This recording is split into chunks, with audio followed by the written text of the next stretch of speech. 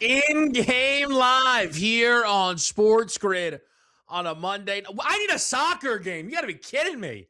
I mean, with respect to Major League Baseball and the rest of this slate, Kevin Walsh, Gabriel Morency, somebody needs to kick a ball here, Gabe. I got to tell you, I like under 3.5 cards, over 7.5 corner kicks. I don't know what to do with myself. Give me the draw. Give me the draw. I don't know what to do. I don't want to see any overtime tonight. Fortunately, listen, we do have some good baseball tonight. The Dodgers are playing the Phillies and the Twins and the Guardians right now. And so we'll have to do with some baseball for the next couple of days, Kevin. MLS soccer back on Wednesday. All right? Can't wait. MLS soccer back on Wednesday. CFL football back on Thursday. And NFL preseason football now, ladies and gentlemen, 17 days away. Now just 17 days away from the Hall of Fame game in Canton, Ohio. Less than, I think I saw your tweet, 40 days away from college football. Down to 37 as of today. Yeah, not that anybody's counting. Yeah. And I know we'll mix in futures. I think, and I'm just doing this just to justify, Gabe's on the college football beat. I'm on the NFL beat.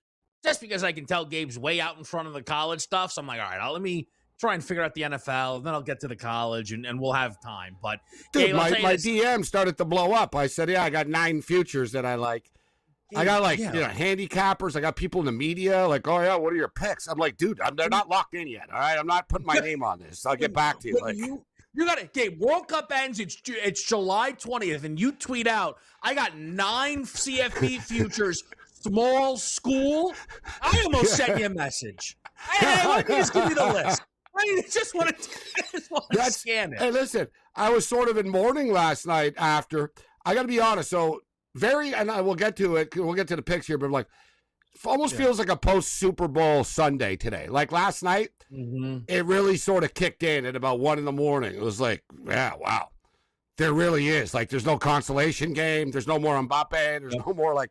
It's over. Yeah. Like, it's done. Spain are already in Spain. like literally. Spain are back, like, partying. They had their parade already this afternoon in Spain. And because right after the World Cup game ended yesterday, there was a CFL game that turned out to be wild. 36-34, went to overtime and stuff. Yeah. So that sort of, was sort of the post, after the fact. But listen, the wheels keep going. You know what? We bet every day. It's just, going to be different sports. Football is right around the corner, guys. But as far as tonight was concerned, I decided to attack some strikeout props early here. So we got Martinez on the hill for the Rays tonight. I'll just throw this out here, Kevin, for everybody. The Rays are 14-4 in his 18 starts this year, just for the record. But he's not a strikeout pitcher, and the Blue Jays strike out the second least in Major League Baseball. Give me Nick Martinez under 3.5 strikeouts. Dylan Cease, a strikeout machine, man. Give me over 6.5. I'd rather do the 6.5 at minus money than the 7.5 at plus money. I haven't been on the Red Sox for all 13, but I've been aware of it since 6 or 7. So I'm not just jumping in blindly right now, but I'm not going to get in front of this Red Sox party. Give me the Dodgers at plus 125 as well, Kevin. Anytime I get the Dodgers as an underdog, and I'll throw it to you on this. Dude, Christian Sanchez hasn't been Christian Sanchez. Let's just call it out for what it is. He started off, he was dominant to start the season. He gave up 3 runs, as we saw in the All-Star game in his last start. And he's given up 10 runs in his last 11 innings going into the All-Star break, Kevin. So he's not the same pitcher that he was earlier in the year. He's had some tough starts. He's not been able to string together great starts with the regularity that he was. I think he'll be really good here, and the numbers moved out a little bit now, kind of on Philly earlier in the day, more minus 140 range, now up to about minus 155. I'm on the under 8.5 here. Sheehan's been good enough. This is let's not overthink this kind of spot for me. I played under 8.5 in Phillies Dodgers. It's one of my 2 favorite totals that the baseball board has for us tonight. I'm on the Guardians money line. That's already off and running here. I'm on the Brewers Mets under 7.5.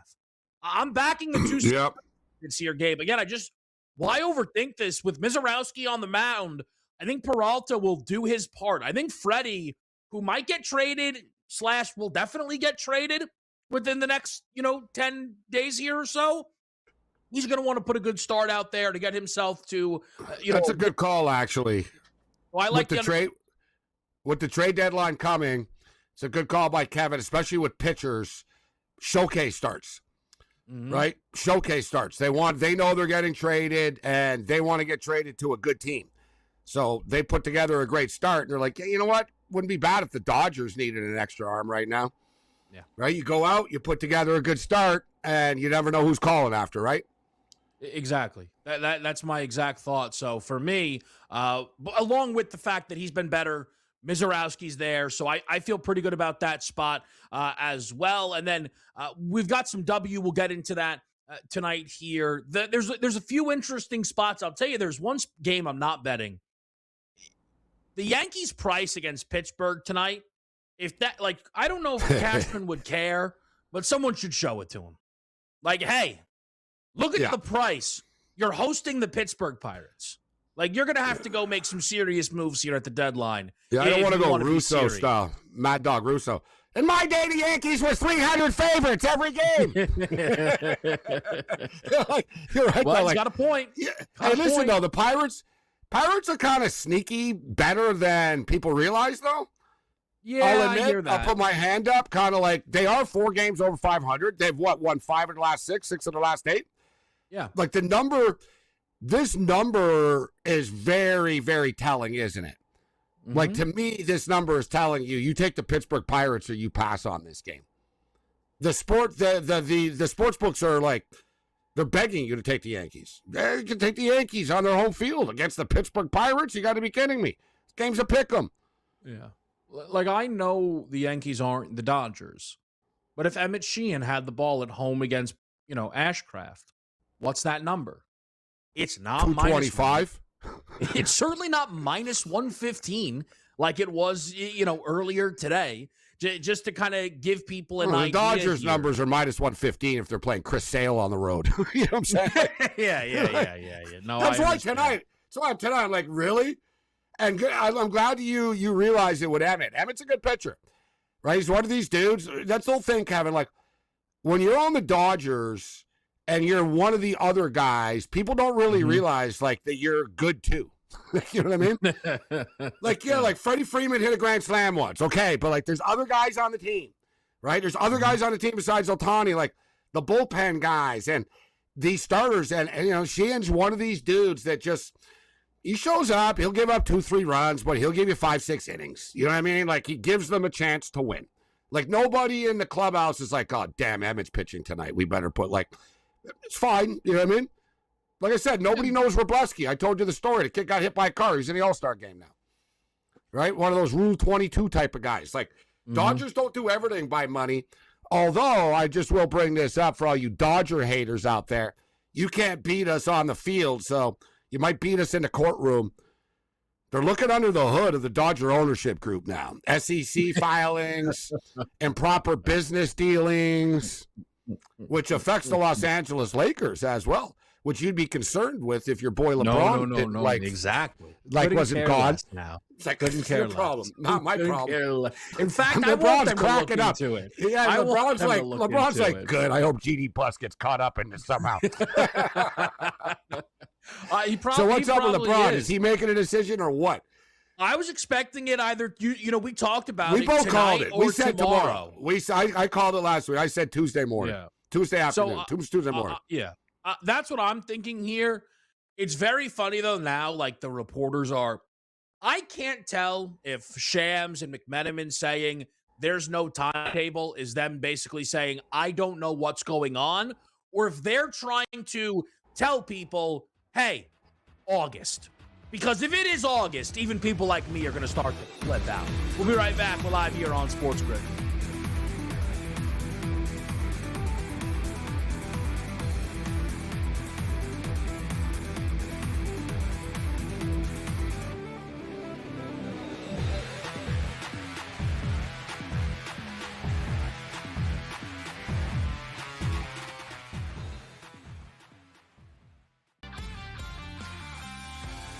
Come in a lot more better prepared to play than, say, we did, having to learn some of the things that we learned coming into the NFL that we weren't learning in college. A lot of these kids are getting quarterback coaches, as far back as junior high school and all the way through high school into college. So I think the position is a lot more stronger than it's ever been. Outspoken with Dan Cilio, only on SportsGrid. Atlanta should be the team to step up and secure him. Yeah, Atlanta's really interesting because they're, much further down the list at only, 8% right now on Kalshi, but this is a team that has constantly come up in terms of GMs thinking, or the reports suggesting that GMs are thinking that Atlanta Braves are the dark horse team to kind of swoop in there and get Skubal, and that's going to be something that, we should pay attention to. Pro Baseball Today, only on SportsGrid. Wembanyama goes to the park and plays chess against people. Like, I saw him come in with a book today. Yeah. He walked in with a book, Kevin. He had a bunch of books in his hand. I was thinking to myself, I'm like, he's the only NBA player that actually walks in with a book that actually read it. Yeah. It's a good take. Yeah. Shot of LeBron. Listen, I couldn't help I it. knew that I was trying to cut you off before you said the name. In-game live, only on SportsGrid.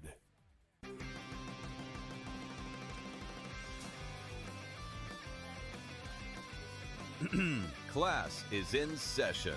Today, let's talk about the teaser. A teaser is a multi-leg bet where you shift the point spread in your favor. You get better numbers, but every selection has to win. It doesn't matter what you bet if you don't have the insights. Tune into SportsGrid and get ahead of the class.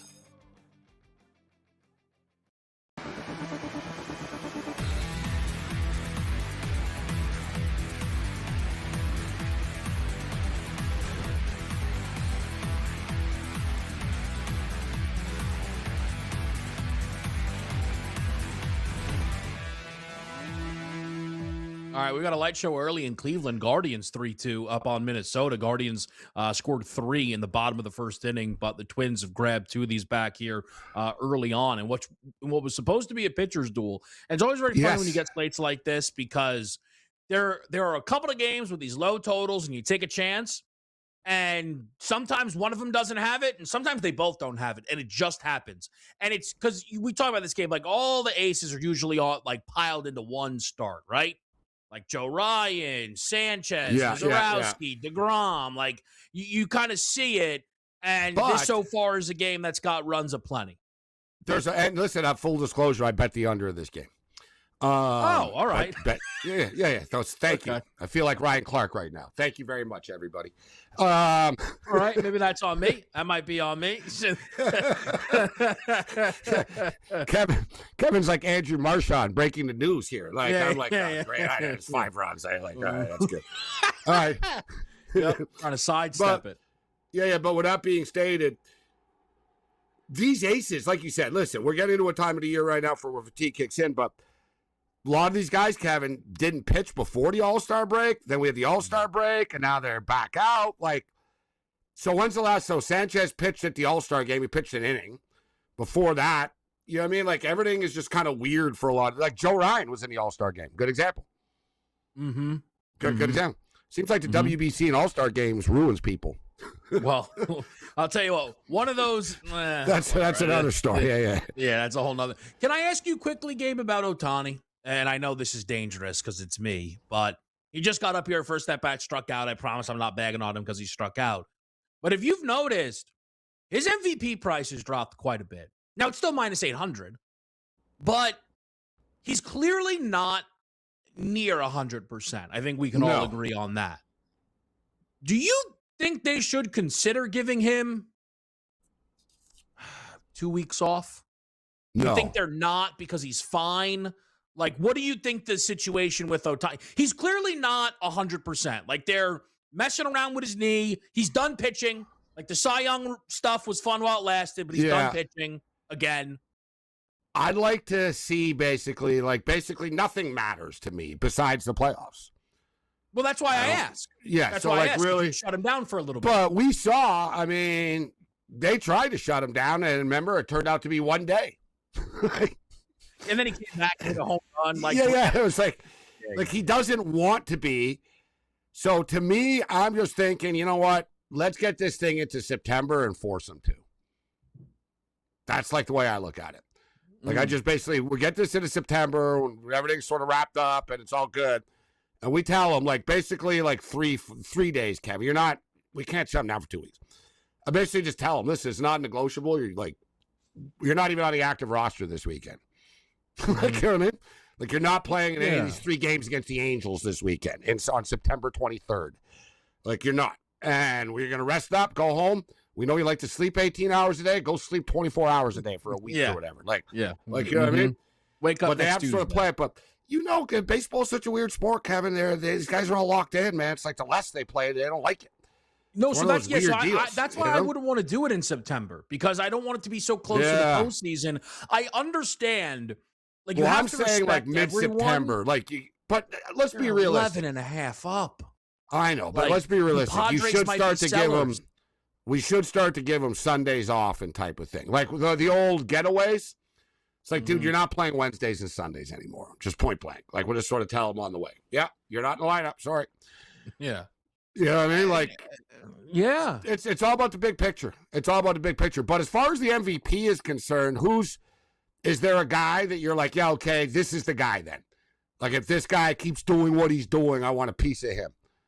So Pete Crow Armstrong is the one guy who the books are respecting at plus 450 PCA, hitting 284 this year. The most despised 21 player home runs in the league by Dodger fans, for the record, huh? Like, he's our public enemy number one, this guy. Why? Why would you didn't PCA? know? He said that he would never play for the Dodgers, and Dodger fans are a bunch of idiots that just fight each other and are fake celebrities, and that he hates the Dodgers with a passion. Thing is, he's from L.A. Oh. So then I wouldn't hate him, actually. He probably knows what he's talking about, Gabe. No, but he's not really from L.A. He's from, like, a rich white suburb type thing. So, like, oh, yeah, it's nasty when he goes. Like, security type thing. People are like, hey, you want to see, like, what it's going to be like here? People are like, right. Yeah. So you didn't know that Pete Crow Armstrong. And listen, the Crow Armstrong, too, turned around.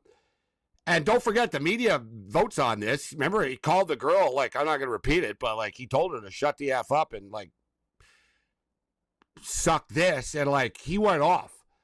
Like, some girl in the stands just said, like, hey, Armstrong, you suck. He turned around. He goes, yeah, who sucks now? Like, he went the F off on her.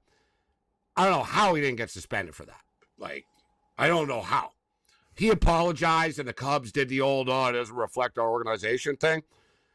Like, he went from 0 to 60 fast, but it was right after. I think it might have been in California, too. Like people in California hate him because he bashed Californians. So, and, you know, they're like, all right, the Cubs. The thing is, too, he called Dodger fans fakes. Like, the Cubs are the fakest fans in the league. Like, they're just a bunch of dumb drunks. Like they're not even real fans. Like Ferris Bueller. Like, good for you. Your most famous thing about your Cubs is your announcer was drunk all the time. All right, he's sane. I don't think any of that is exactly spot on. But I know you like a good rivalry. Bang on. It's bang on. I know you like a rivalry. I don't think the most famous thing about the Cubs is Harry Carey. Yeah, it is. What's the most famous thing about the Cubs? Their field. Yeah, not even their players. Yes. Okay, their field. But it's not Harry Carey. It's Wrigley Field. And after that, it's Harry Carey. Yeah. Okay.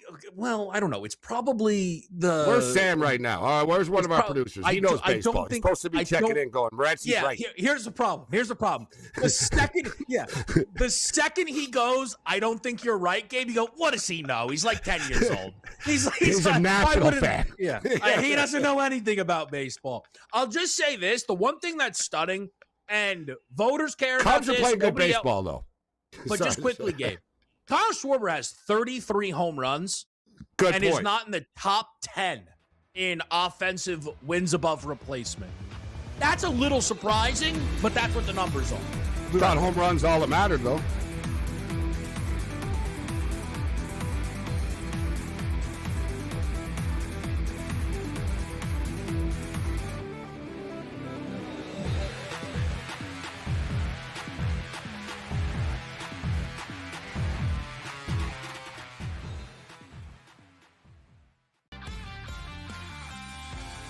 Come in a lot more better prepared to play than say we did, having to learn some of the things that we learned coming into the NFL that we weren't learning in college. A lot of these kids are getting quarterback coaches, as far back as junior high school and all the way through high school into college. So I think the position is a lot more stronger than it's ever been. Outspoken with Dan Cilio, only on SportsGrid. Atlanta should be the team to step up and secure him. Yeah, Atlanta's really interesting because they're, much further down the list at only, 8% right now on Call Sheet. But this is a team that has constantly come up in terms of GMs thinking, or the reports suggesting that GMs are thinking that Atlanta Braves are the dark horse team to kind of swoop in there and get Scoogle. And that's going to be something that, we should pay attention to. Pro Baseball Today, only on SportsGrid. Wembanyama goes to the park and plays chess against people. Like, I saw him come in with a book today. Yeah. He walked in with a book, Kevin. He had a bunch of books in his hand. I was thinking to myself, I'm like, he's the only NBA player that actually walks in with a book that actually read it. Yeah. It's a good take. It's a good take. Yeah. Shot of LeBron. Listen, I couldn't help I it. knew that I was trying to cut you off before you said the name. In-game live, only on SportsGrid.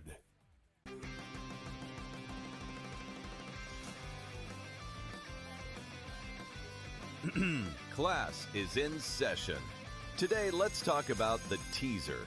A teaser is a multi-leg bet where you shift the point spread in your favor. You get better numbers, but every selection has to win. It doesn't matter what you bet if you don't have the insights. Tune into SportsGrid and get ahead of the class.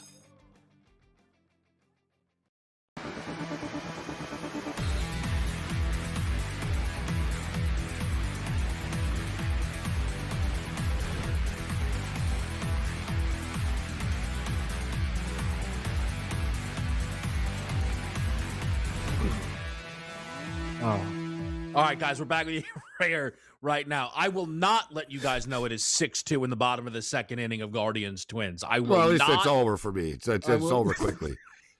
Was it 7.5? Was it 7.5? Yeah, it was 7.5. Like the book said, it's 7.5. This is, by the way, I'm not going to even remotely try and take credit. It's one of the all-time Gabe points, and it's not just like a coping mechanism because it's true. Every time some total, 40, NFL game, 47.5, lands 27-20.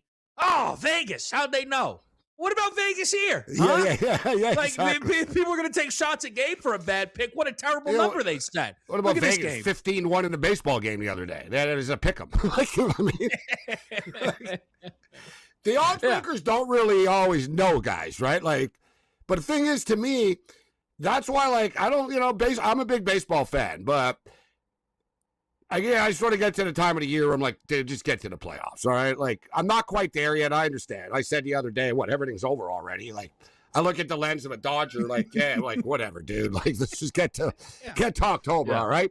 But I know there's a lot of baseball to be played, but it's a hard sport to bet on, Kevin. It is. Yeah. Like, to me, if we're ranking the four, let's say 5 with college sports, 4 major pro sports leagues. I'm not going to leave soccer out of this. But let's say, North American here. NFL, NHL, NBA, Major League Baseball, and let's throw in college basketball and football in the equation. Okay. I would have baseball ranked as the hardest to consistently win at. Would you agree? Like, out of the 6. Man, that's interesting. I have baseball at the bottom. For me, I get it. Like, there might be some guy out there who made $2 million betting baseball game. Like, so good for you. But, dude, they play 100. I know it's cliche. They play 162 games. The best team loses 60 times a year. And they only win 100. So they only win. They don't win that much more. Even the best teams don't win much more than they do. And then when they do, you got to lay a big price. So, like, if you're betting on the Dodgers, you got to take the run line. Like, it's not an easy sport to bet on. And then, this pitcher's good. Yeah, until he gets lit the F up, right? Like, it's very unpredictable, baseball. Yeah, I found myself betting a lot more totals than money lines. And I've basically, Gabe, I don't know the last time I gave out a player prop in Major League Baseball. No, I just, it's not for me. And I think someone like you, and I'm more similar to you than people who, exclusively bet one sport. When you're someone who bets as many different leagues as you do, the ins and outs of Major League Baseball are exhausting, right? This isn't something that either of us are, hide from. We weren't betting baseball a lot during the World Cup, if at all. No. There's too much effort into betting a World Cup, too much Jazz time. Chisholm home run, just for the record. Whoa, Jazz Chisholm, all right. 3-run home run, too. 3-run home run. Gift. Yanks were a gift. Look at this. See the odds makers, -112. There you go. Yeah, just 3-0 Bombers right now. Yeah. I think that's kind of the thing with baseball, Gabe, is you're right. leave and come back a month later. You're like, wait a minute, what? I've said for years that baseball is like a Mexican soap opera. You miss a couple of days, you're out of the loop. Mm-hmm. You know what I mean? Like stuff changes. And the thing with baseball is one of the rare sports that the last game carries over into they used every one of their relievers last night or this and that. There's all kinds of different scenarios all the time that you really have to be involved with. And let's not kid ourselves. People wonder, how is it that the NFL became this sort of God-like sort of thing, right? This deity that people just bow to on Sunday somehow. And it's betting, it's fantasy, but it was big before fantasy, but it was betting. And also, Kevin, I've talked about this in the past. Yep. The fact that Johnny Jackass and Susie Housecoat and every jerk in a sports bar and a barbershop can talk about the NFL. They saw the game, Kevin, just like you did. Yep. They watched Monday Night Football. They didn't see the Toronto Tempo game. They don't know. So it's like they're like Skip Bayless talking about soccer. Your opinion's irrelevant. And great call, great job by Nick Wright. God, can you curse like at another team? God, that guy's so lame. I'll give you my first. My he wears a Morocco that. bucket lid, thinks he's cool. Bounced. Yeah. He rolls up in what was he at? Brazil. I thought he was cool with the Brazil stuff. Bucket. Yeah, it's dude, you can't wear Brazil stuff one day and Argentina stuff another day. Okay, doesn't work that way. Can't wear Dodgers and Giants stuff and now I'm a Giant fan today. It's the old Jerry Lawler gimmick, Gabe. It's the old Jerry Lawler gimmick. Well, when you're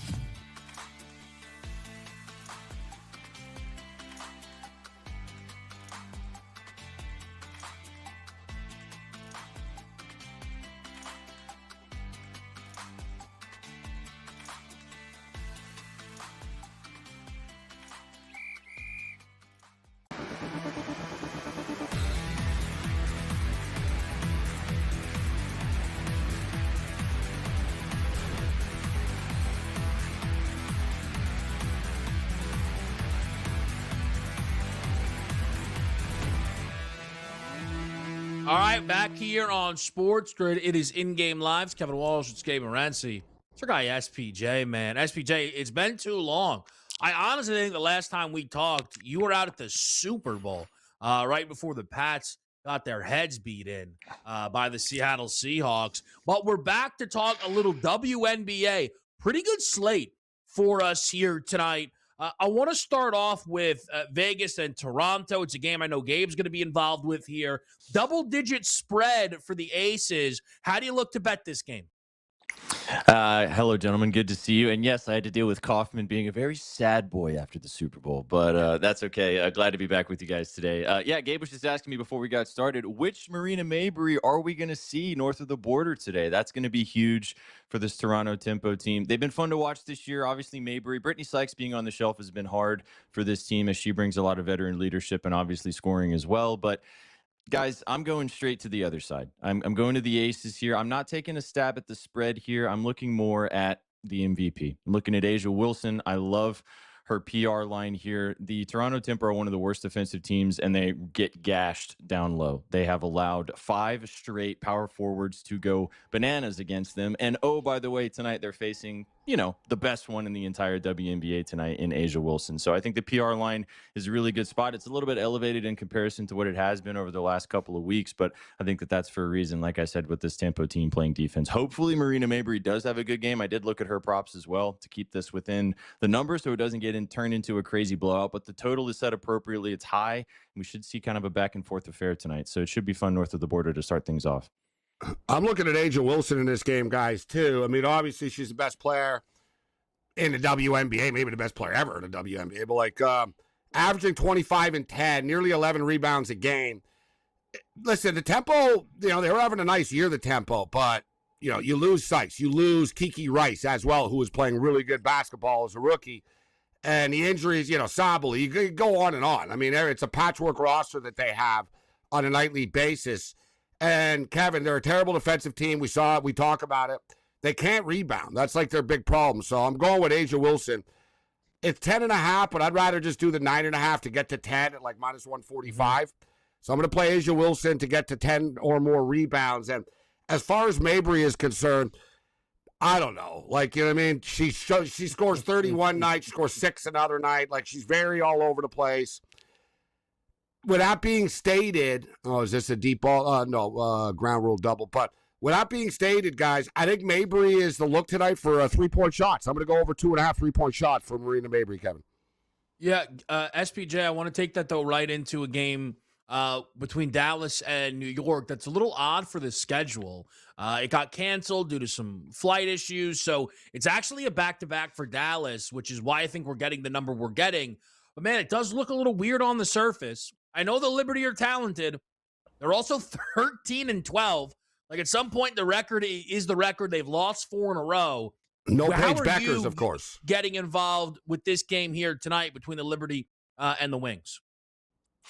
Yeah, it's a rescheduled game from some travel problems before the weekend. As Gabe just said, no Paige Beckers tonight, unfortunately. She had that clash of heads with Onyeka Agwumike the other night, so she's not going to play tonight, which really sucks because I was really looking forward to watching both of these teams go head-to-head, especially Paige.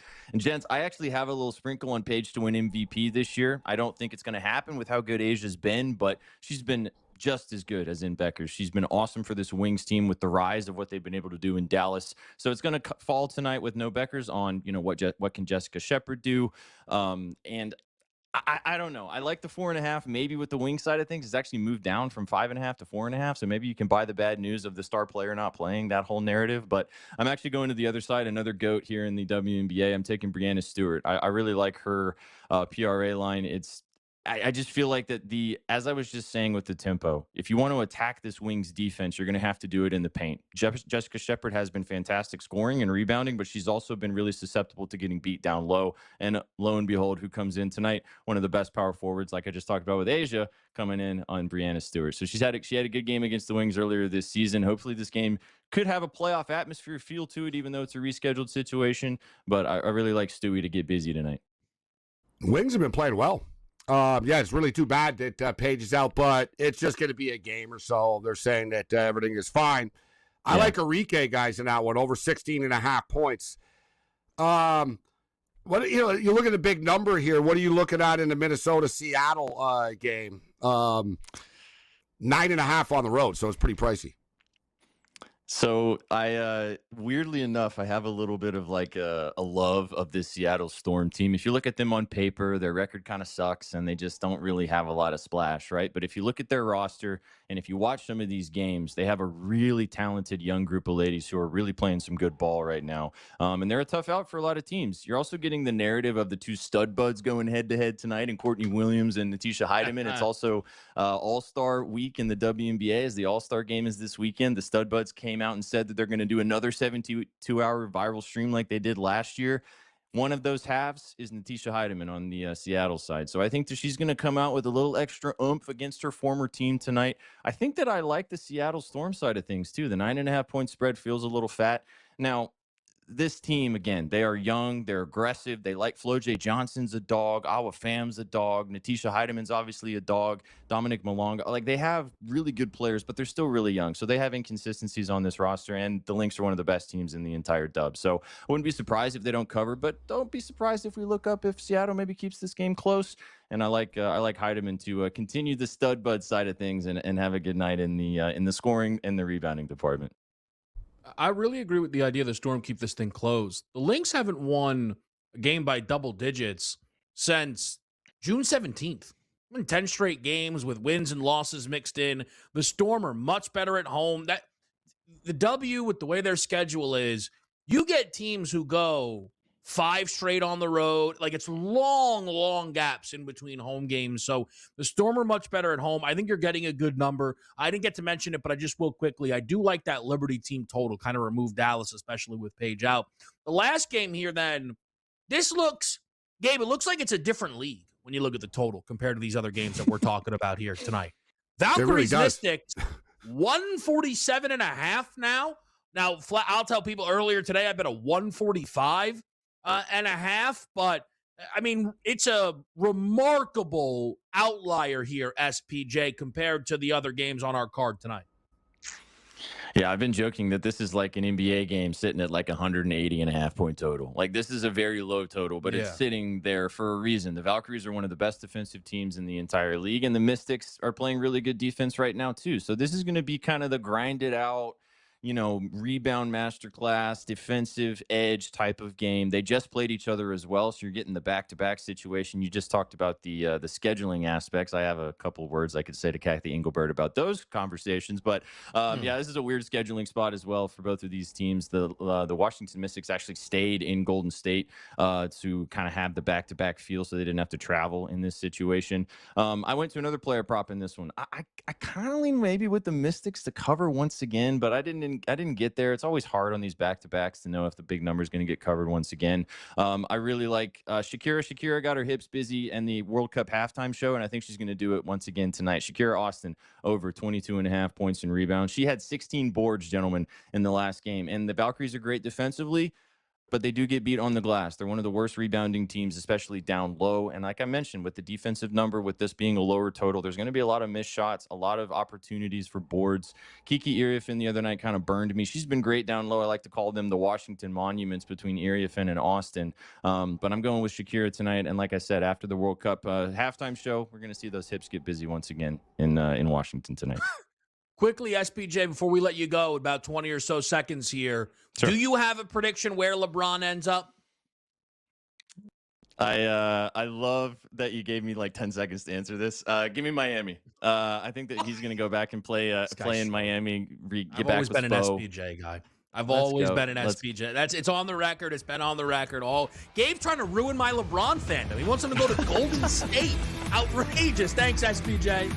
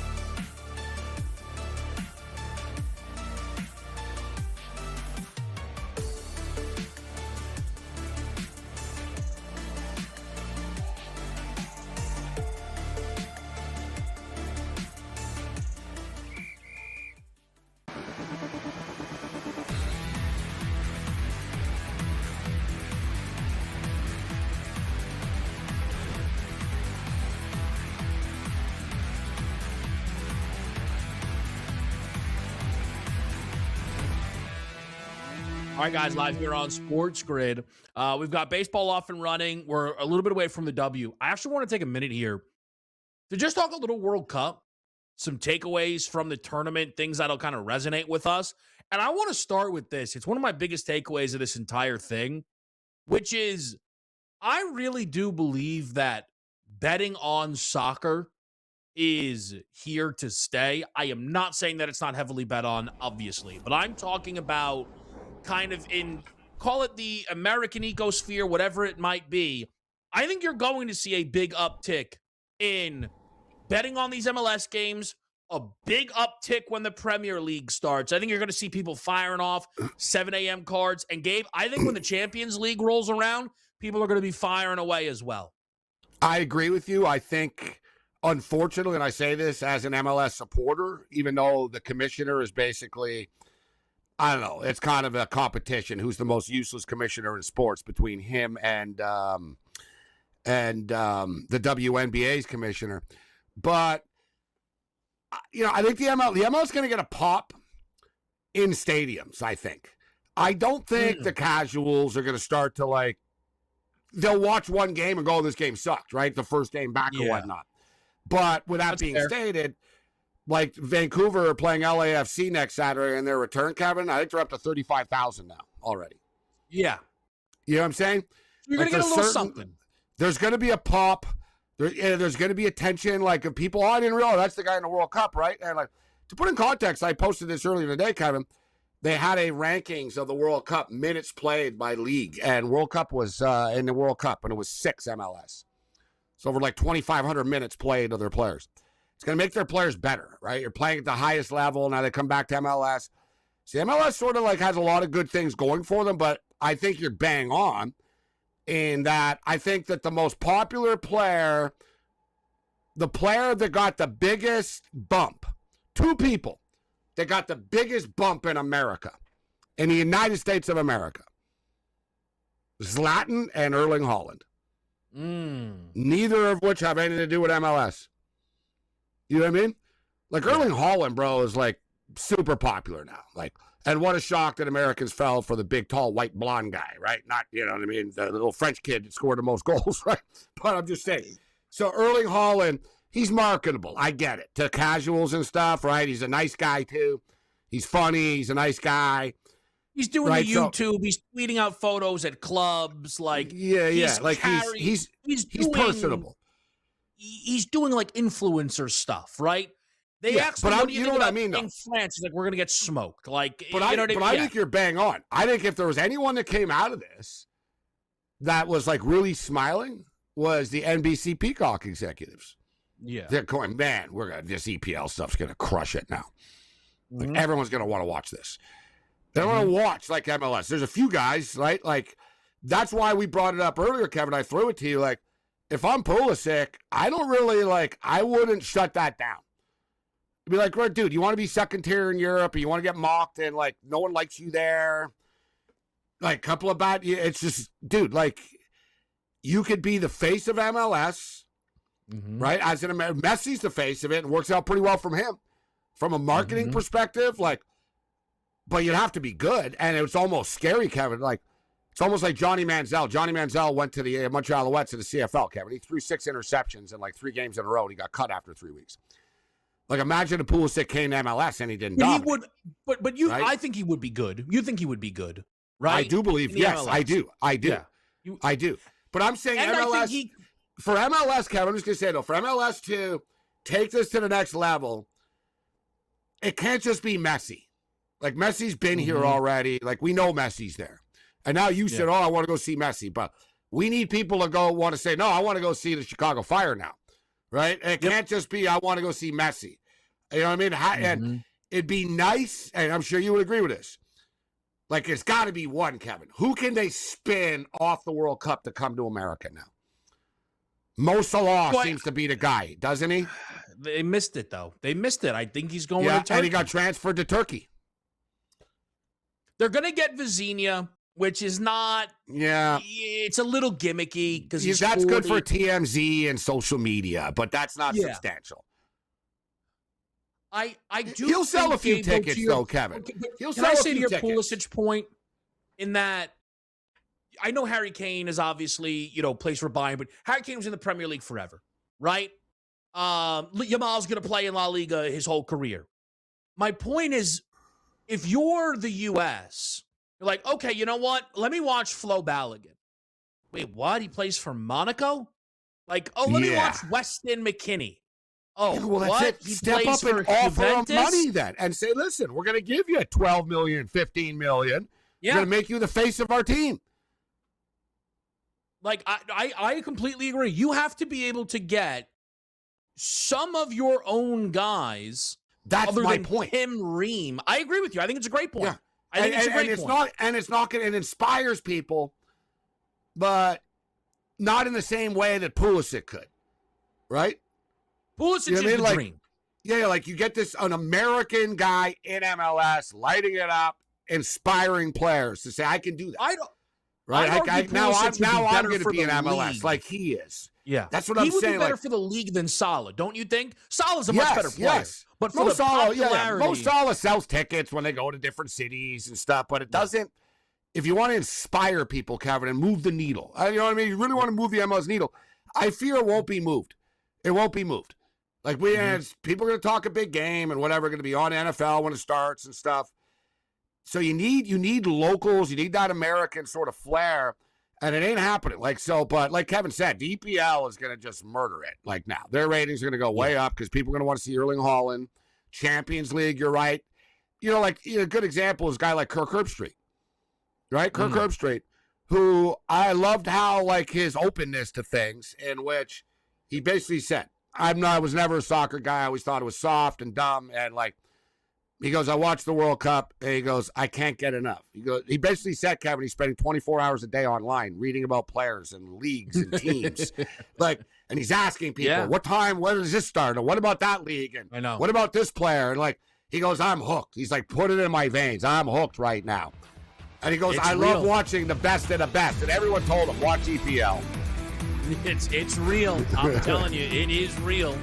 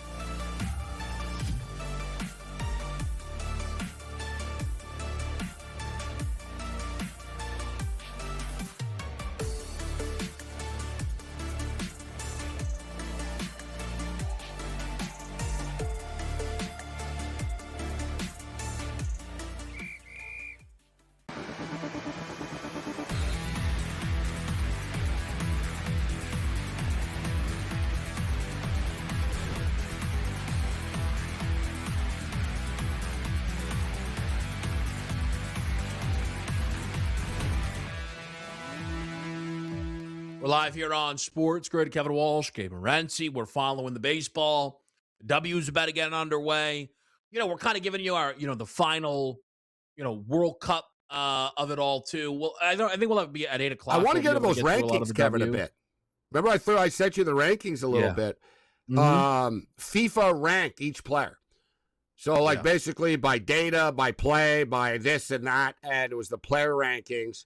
It was very interesting and very accurate, too. Like, you can't really say, what the hell kind of list is this? Like, I mean, you could debate some stuff. And they had a World Cup rankings as well that they released, and the updated FIFA rankings are released. And I love that Canada came into this tournament ranked 30th, Kevin, and they announced this today, 30th. We got no pop for finishing 60th. Like, come on, man. Like, that's crazy. No pop? No pop? That's crazy. You got to get something. You got to get something. 16 in the World Cup. You tell me you can't, bump us 4 or 5 spots, but whatever. You got to earn it out there. But as far as the WNBA is concerned, like we said, we got games tipping off here, 8 o'clock tonight, 2 of them. Aces, Tempo, Liberty Wings. I really don't have anything. I didn't really, I was looking at this Liberty Wings game, and Paige is out tonight. Fudge numbers are a little too high, in my opinion, but I'm going to go with Enrique over 16.5 points, Kevin. She's starting to light it up more. I don't know, they were sort of working out, the system there. And there were a lot of games where she get 12, 13 type thing, but you'll notice recently it's more in the 20 range. She's getting the shots tonight, right? It's all about shots. So she's getting the shots tonight, and there's going to be points in the game. So give me Enrique over 16.5 points. And as far as the Aces and Tempo are concerned, I'm going to go with Asia Wilson, 10 or more rebounds, and Marina Mabry to make over 2.5 3-point shots made. Yeah, I am involved with this Liberty Wings game. I did this before Paige was confirmed, but it's not changed things that much. I took the Liberty's team total. I don't like. Well, you think they're going to score? Yeah, so I don't want to lay the number on the road at Dallas. Clearly, the Liberty are not right. They've lost 4 in a row. They're 13-12, and the Wings are hot. And sometimes you get that bump, right, when your best player's not there. We see it in the NBA all the time, but I do think the Liberty will score. I think the game will be played at a tempo. I think New York's fluidity on the offensive side of the ball sometimes is what's lacking. I know they gave up 108. I understand to the Fever, but sometimes Indiana just gets hot here. So I took the Liberty and their team total game at 89.5. That's what I'm trusting in that one. I just added another play, but it's not something I could really. If you want to play, you can play it, but it's because it's minus 200. But the Las Vegas Aces are going to beat the Tempo tonight. And I believe Golden State will beat the Mystics tonight. So a little money line parlay with the Aces and the Valkyries. And, of course, there was a big controversy with the Tempo coach suspended as well, right, Kevin? Brondello's not coaching. Yeah. Suspended for a game, which was just ridiculous. This league is just, beyond its. They really need a new commissioner or somebody that's going to be all right, if you're the commissioner going to stay, fine, but hire somebody that can actually police the league a little bit, like an adult. There was nothing racial about it. We're going to say sorry about everything now. Everything is a sorry. Angel Reese is getting a bunch of calls. Angel Reese is running people over. She hurt Sabally. Sabally got injured. And Brondello said to the referee, "You effing treat her like a protected species." That was the comment. They're and you called her a species. No, it's an Australian. It's like saying you're treating her like an endangered species. You know what I mean? Don't touch, you know what I mean? And the whole thing is, it's a saying in Australia. It is. Point blank. It's punch it in. That's what they say in sports. They call the sports stars species. Oh, you treat the endangered species better than everyone else, right? And Angel Reese, instead of having just a shred of class and realizing this, had to go off on X about it after. And then now she accepts the apology 48 hours later. Brondello's been in the league a hell of a lot longer than you, Angel. Has anyone ever said anything bad about her? Like, it's just ridiculous, Kevin. And now we see, too, the league, like, they won't let the Sophie Cunningham. Sophie Cunningham pointing is derogatory, according to the WNBA. Like, this league is whack, bro. I love the league, really, but they got big problems. I've never seen a league shoot themselves in the foot as much as they need a positive story to get people talking basketball at some point.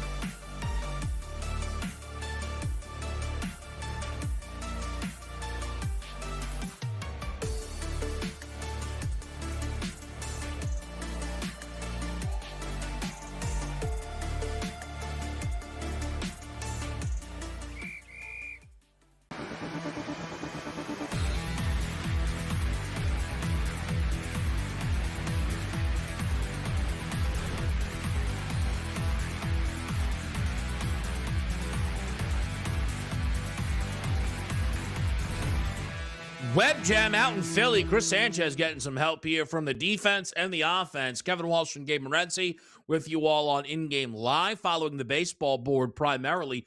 4-0 Philadelphia are up on the Dodgers, but that is nowhere near as embarrassing as the Yankees spotting a 4-piece to Ryan Weathers that he immediately forfeited. So maybe 5-4 now. Maybe Ryan Weathers wasn't this great addition that every bozo tried to tell me he was. He's been bad his whole career. I don't want to hear it.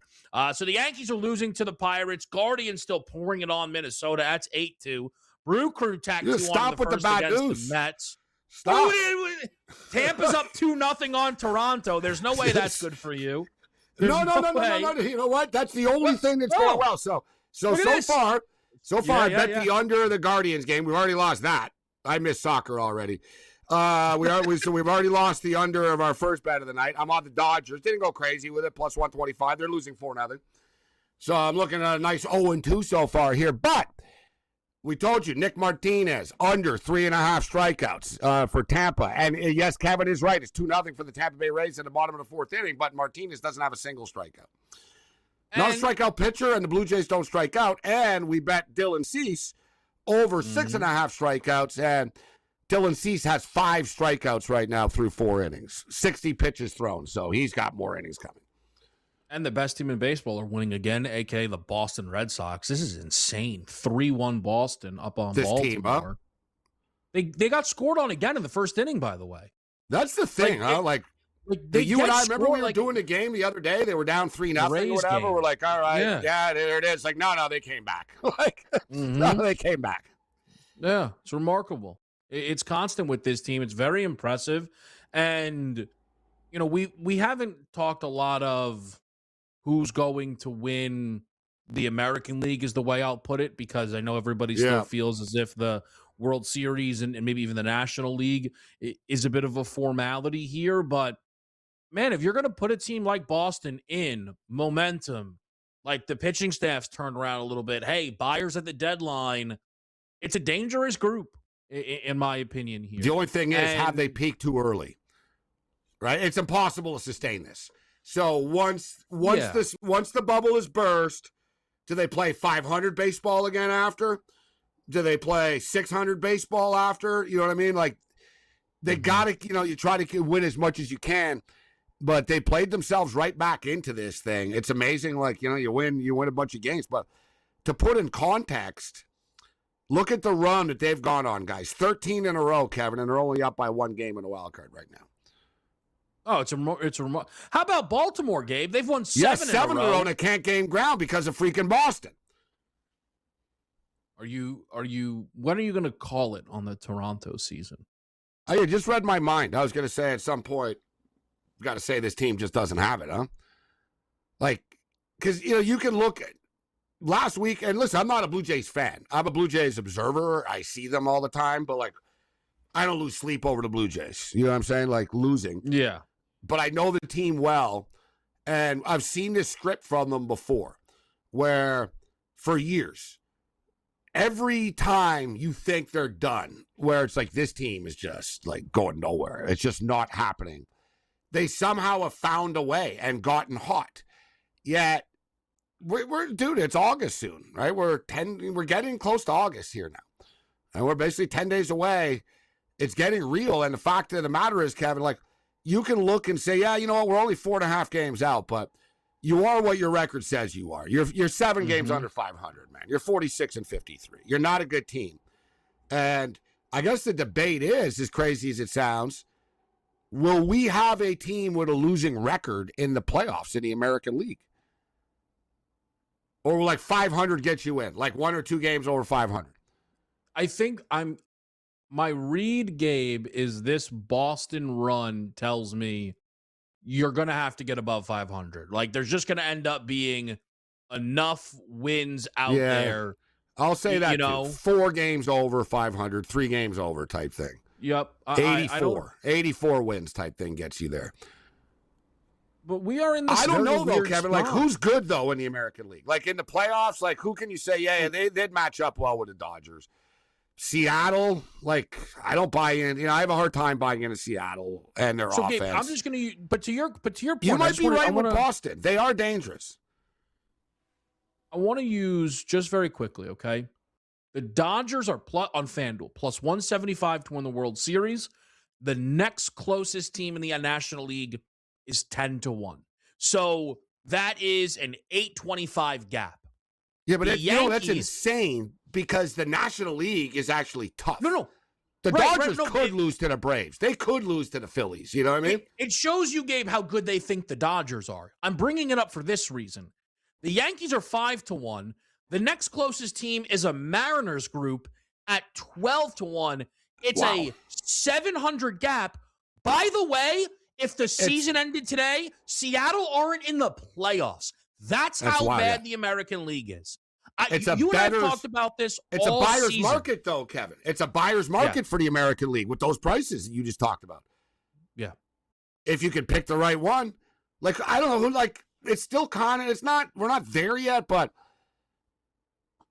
you just said Boston. Boston are scary. It's like any Boston team, especially the Red Sox. Like, things will be bad, it's bad. But when things go good, it starts to snowball, and it's hard to stop. Right? So, the Red Sox beat the Dodgers in the World Series not that long ago. They are dangerous, but I don't want to buy in right now so much, Kevin, because they're the hot team. Yeah, they've won 13 in a row. Okay, fine, but they're not going to be able to sustain this pace. So they're going to be battling for a playoff spot like everybody else still here. The Rays. Seattle. Let me ask you. 12-1. Could anybody? They're the most overrated team year in and year out. Do you give anybody a chance, though, hypothetically, against the Dodgers from the American League? Like, I give Milwaukee a chance against the Dodgers. I give the Braves a chance. I did beat the Braves. The Phillies a chance. I give the Phillies, but who in the American League? Like, once the Dodgers get through the National League, they're not going to fear anyone in the American League. No, and Dave but Roberts also, admitted it last time when he said, the only team we feared was San Diego.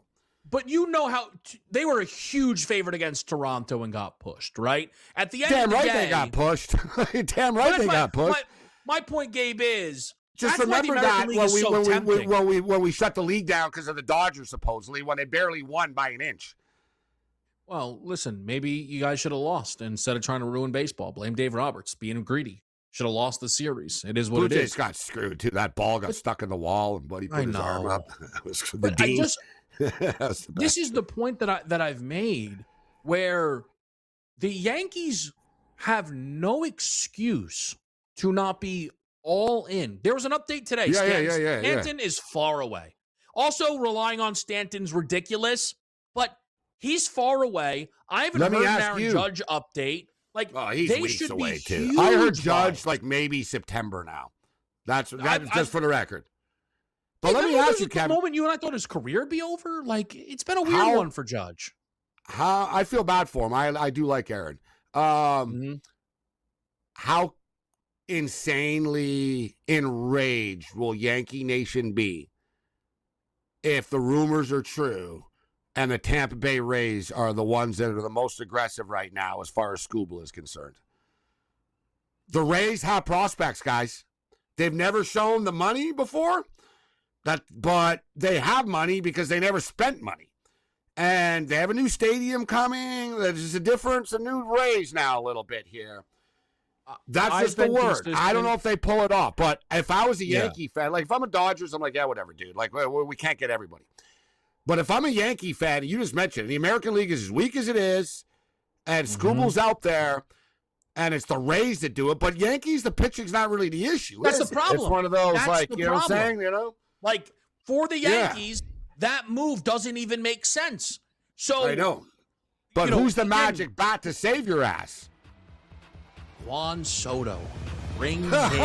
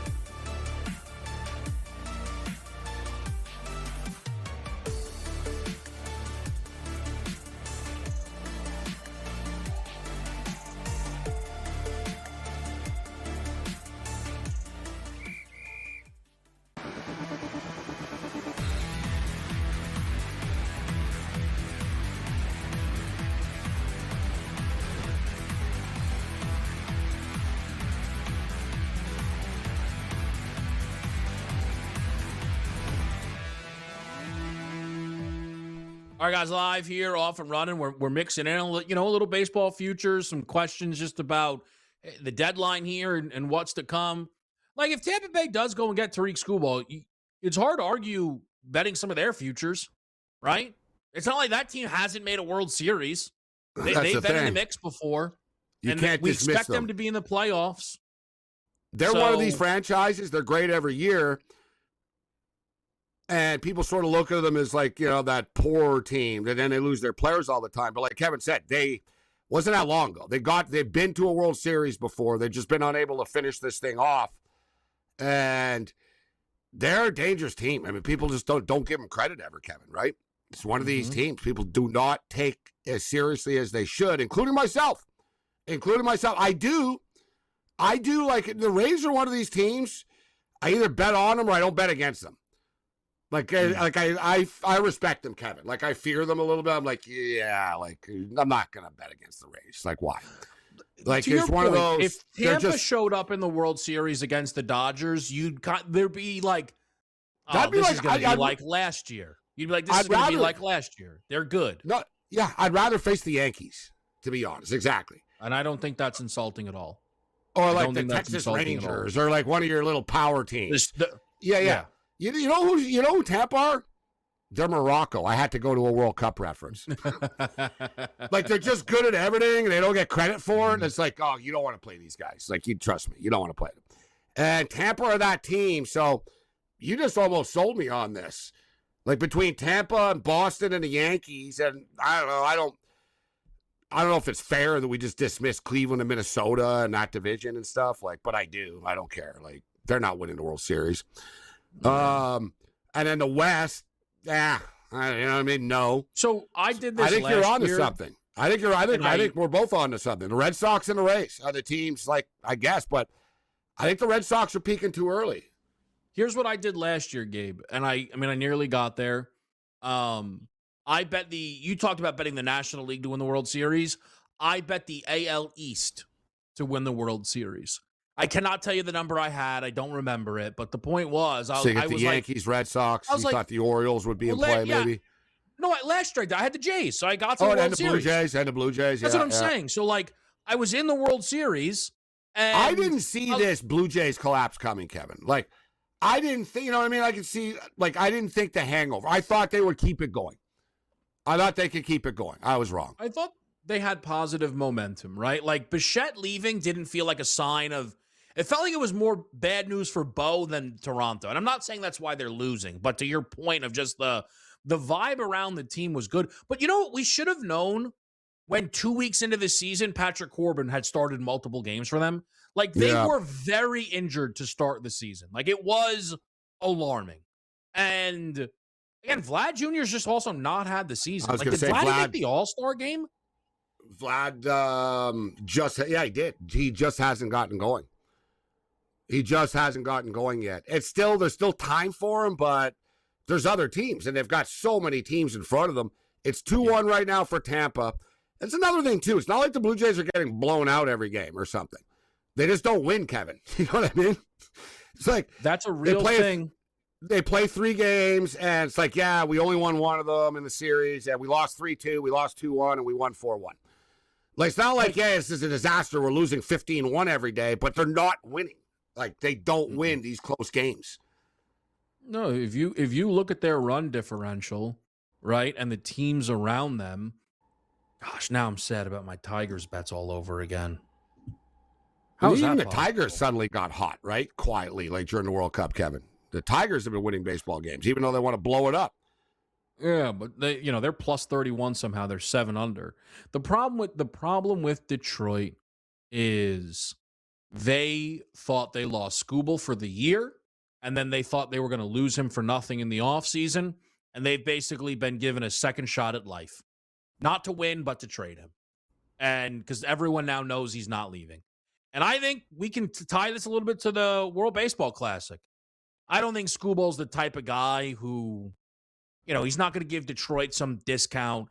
I don't think he cares about staying in Detroit. I don't think he cares about winning in Detroit. And I don't think that's unfair to say.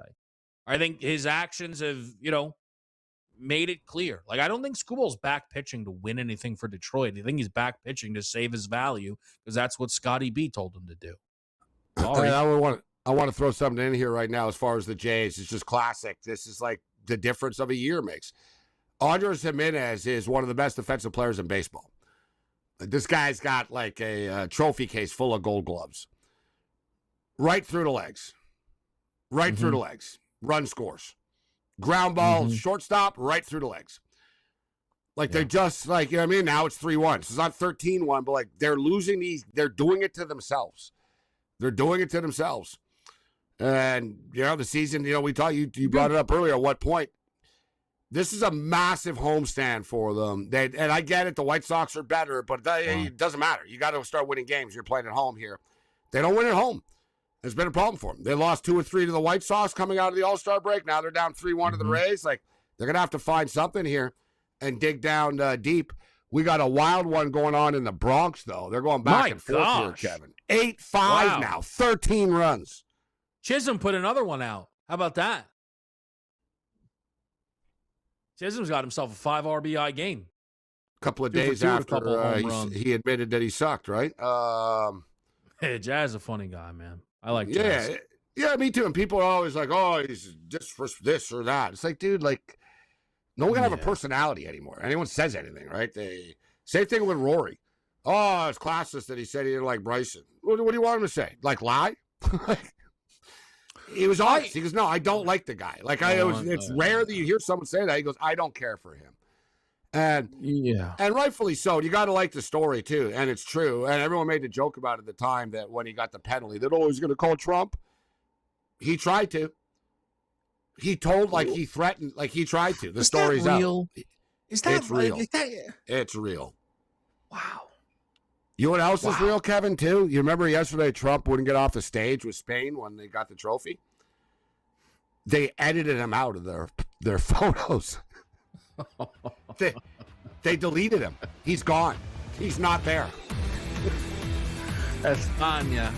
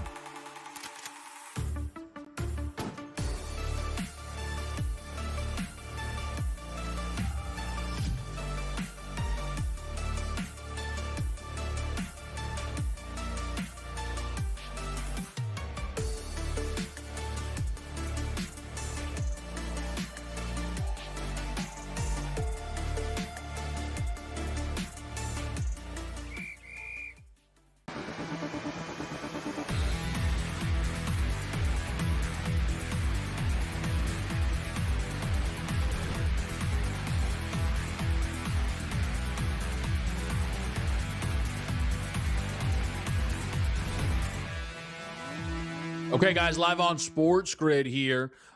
Quickly, just updating the baseball board a little bit more. We mentioned the Yanks game's kind of going wild here. Dodgers pulled one back, but almost in depressing fashion because it was on a double play. So 4-1, they sacrificed the run for the 2 outs. Boston still leading. Atlanta up on the Padres. The Braves are just kind of like chugging along quietly now, huh? Like, they got off to that red-hot start. It was enough to establish their spot within the NL, but you don't hear I think health is a lot. concern in the big picture, though. Oh, Health yeah. is a concern in the big picture with this team. I'd like to see, I wouldn't like to see them make a move from a Dodger fan perspective, but they need to make a move. Like, their roster that they have, they're close, they're right there, they're dangerous. But Philadelphia, right? Philadelphia's knocking on the door in this division. So a lot of baseball left to be played. Looking up right now, just for the record, the Rays scored again. So it's 4-1 now. And Cease is stuck at 5 strikeouts. I don't like that. He's up to 82 pitches. Yeah, like, I got another rating out of him. I don't know if I'm going to get 2 strikeouts. Martinez literally has 0 strikeouts. But I brought it up earlier, if you guys remember.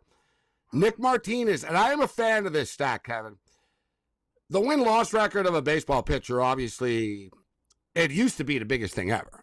You know what I mean? Oh, my gosh, 20-game winner and stuff, right? Nobody cares about winning games anymore. It's kind of crazy. A pitcher can, like, be 9 and whatever, and, he's the best pitcher in the game. But to me, what is important from a handicap perspective is, does the team win when the guy pitches? Like, winning still matters, guys. I mean, that is kind of like still the biggest thing. So some guys are good, but the team doesn't win when they pitch for whatever reason. You got to run support. There's other dudes that are really, you know what I mean, this or that. But the fact of the matter is, I brought it up, guys. Nick Martinez, 18 starts this year coming in to tonight's game. The Rays are 14-4 in the games he starts. And it looks like they're on the verge of being 15-4. I just pulled up the wins leader. It's 2 guys at 12. Sonny Gray, he's 12-1 on the year for Boston, which is now, that's his record. So he could get to 20 then. He could get to 20. There's enough starts. Yeah. Here's the most ridiculous thing of all time. The other guy with 12 wins, Aaron Ashby, just a reliever for the Brewers. Just comes in at the right time. That's all. It's not because he started one game as an opener. He's not a starting pitcher. He has 12 wins, Gabe, as a relief pitcher. That has to be. That doesn't even feel possible. But you're right. Though. There was a game the other night. I was researching the game, and same thing. I saw that it was like, the team has won his last 9 starts, and I look, Kevin, the guy had given up like 4 runs like 7 times. You know what I mean? It's like happen, by chance, whatever, dude. Yeah, they won 9-6. They won 8-4. They won whatever. Like, they win, but like, it wasn't like it's because of him. He's some sort of ace or something like that. But they're winning when he's on the hill. And Martinez is just one of these guys that's just sort of plowing along. So now I'm getting a little. I'm on Boston still, but I'm not happy with the way baseball's going. It'd be like the reverse of Skeens a little bit, just a quick. But like, I know they've won his last 3 starts, but there was a stretch there. Yeah. Where you're like, some of it was his fault, some of it was not. But who cares? Every game Skeens is booked almost as the favorite. If he's losing, he's losing, right? He was losing games at Coors. He was losing to the Marlins. DeGrom with the Mets. Classic. DeGrom with the Mets, right? I mean, he used to, whatever. The guy would give up 1 run or something, and they'd lose. Like, you know what I mean? It was remarkable. Clayton Kershaw should have, like, a lot of extra wins, too. Like, people think the Dodgers have been great forever. They weren't, right? Like, there were some leaner years and stuff, and Kershaw, same thing. Like, Kershaw used to just be, like, Sandy Koufax type, and they wouldn't score for him. Shut out, like all the time. It was great for the unders because you knew, Kershaw's not going to give up anything, and the Dodgers never score when he pitches. It happens, it's a weird, I don't know why it does, if it's like subconscious, sports psychology, sort of like why the hockey teams play better when a backup goalie plays. Like there's a weird. I do think the DeGrom stuff was definitely sports psychology. It's the worst I've ever seen. And people will, I don't know if they'll try and say that's like a New York bias. The DeGrom stuff was crazy. Roger Clemens with the Houston Astros was the same thing. He went to the Astros, Kevin, like he literally would like leave a game, like a scoreless game in the 8th inning, and they would give up 4 runs in the next inning. It would be like nuts. It was just like there's certain, but DeGrom was the one that popped in my head because it was just DeGrom so happens. DeGrom had like Speaking of 7 crazy, wins with like a 1 ERA. We got a track meet in Toronto right now. Oh, Tempo Aces.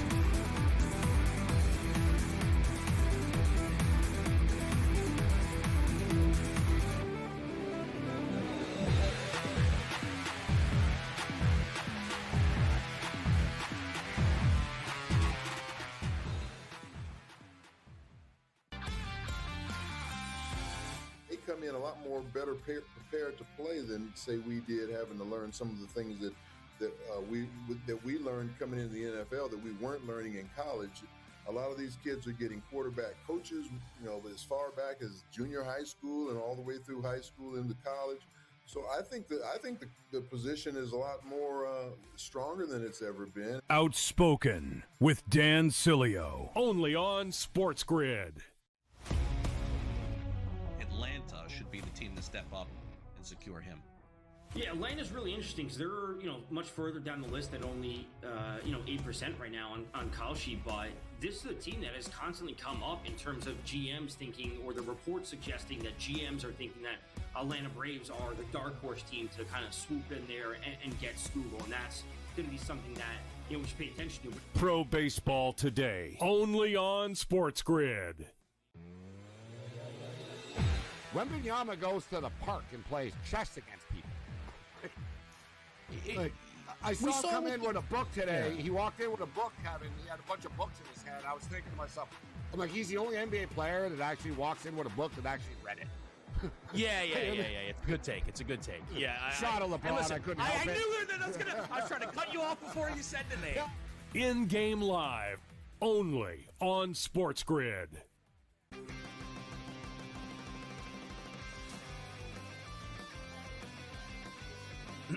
Class is in session. Today, let's talk about the teaser. A teaser is a multi-leg bet where you shift the point spread in your favor. You get better numbers, but every selection has to win.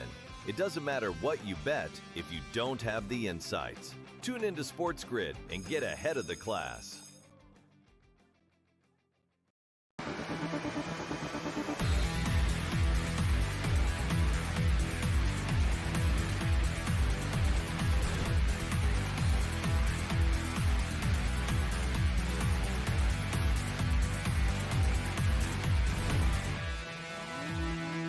Okay, guys, live here on SportsGrid. Gabe points out a potential track meet here between the Tempo and the Aces. Live total $194.5. Goodness me, that is quick. But I don't blame him. The thing is, we saw this the other day, Gabe. Like these 1-point games by the Tempo, the books don't care. It's still 10.5. They're completely unfazed. They're like, yep, they can't. They will stop scoring. Their opponent won't stop scoring. Aja Wilson's got 7. Jackie Young has 10. Remember the other night? Harrison with 11? Hello. What? Remember the other night? We were at the half. It was like a 1-point game, and they were still getting 9.5. Oh, this Peralta. And I was like, yeah, I'm going to take them plus the 9.5. Mets will be lucky to get a bag of baseballs for this guy. This guy's terrible. 2 outs. He gives up a ground rule double and a home run. Unbelievable. Who, Peralta? Unreal. Yeah, Peralta. Just a disaster. So we just got in on over 193.5. Over 193.5. I know, listen, we knew we were going to end up doing it. I might as well just do it. Like, we saw it the other night. The Tempo don't stop anybody. I don't know how the Tempo score, to be honest, like where the points come from, but they get slammed on the glass. Like, they literally can't stop anything. And there's one thing that the Tempo are doing is they do play. They are a bombs away team, Kevin. I don't know if you have the numbers in front of you. We could talk about them being the worst rebounding team and stuff, but does anybody take more threes than the Tempo do?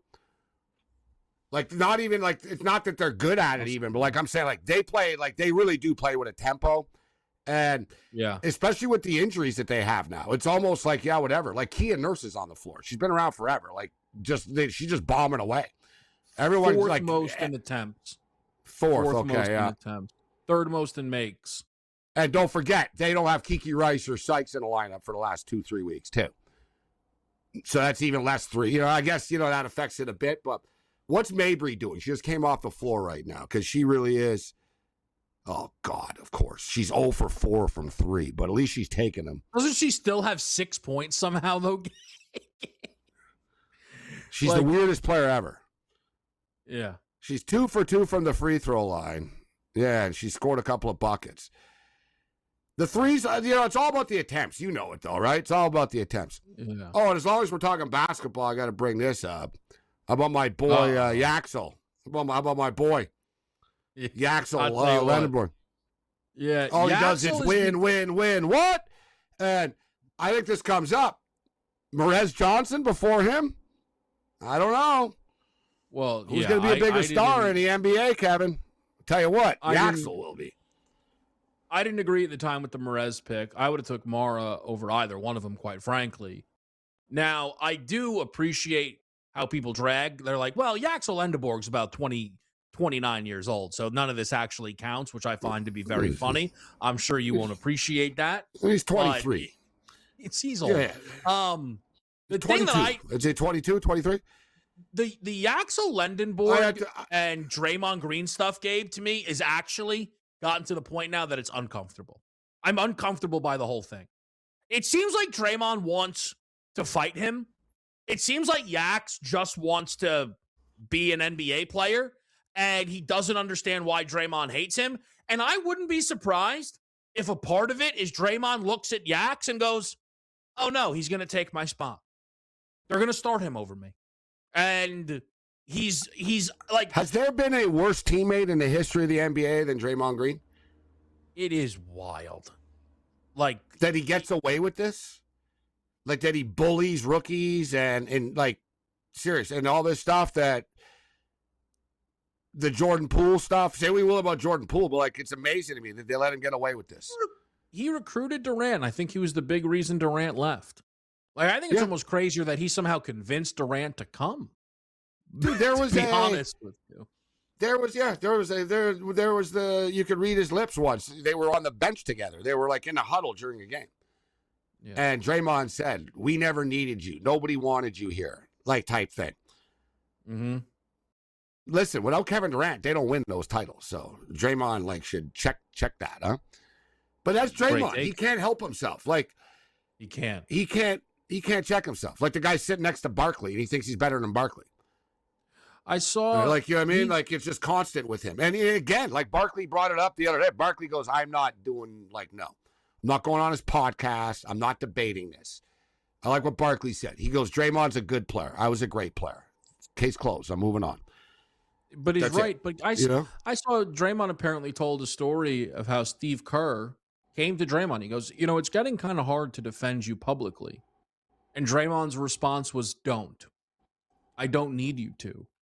That's really, you're lacking a lot of self-awareness when someone like Steve Kerr comes and tells you that. Steve Kerr is not complaining about, oh, this is unfortunate for me. He's trying to tell you something. That the way you're going about stuff is wrong. And Draymond, I've told this story 100 times. Like, Draymond Green getting thrown out of an NBA Finals game for a suspension because he accrued so many technical fouls and then never changing his behavior, despite the fact that he himself believes they win that championship if he plays Game 5, is crazy. It was his fault he missed Game 5. He thinks they would have won if he played in Game 5. He's only acted worse since that situation. That lacks self-awareness. And the things that he says to other players on the court. It's like over the top. And racial to white players, too. Right? But that's cool. Like, Draymond, like, whatever, dude. Like, put it this way. He went to Michigan State, guys. Like, that's all you need to know. Like, they don't, it's not exactly a beacon of, like, producing, like, rocket scientists, you know what I'm saying?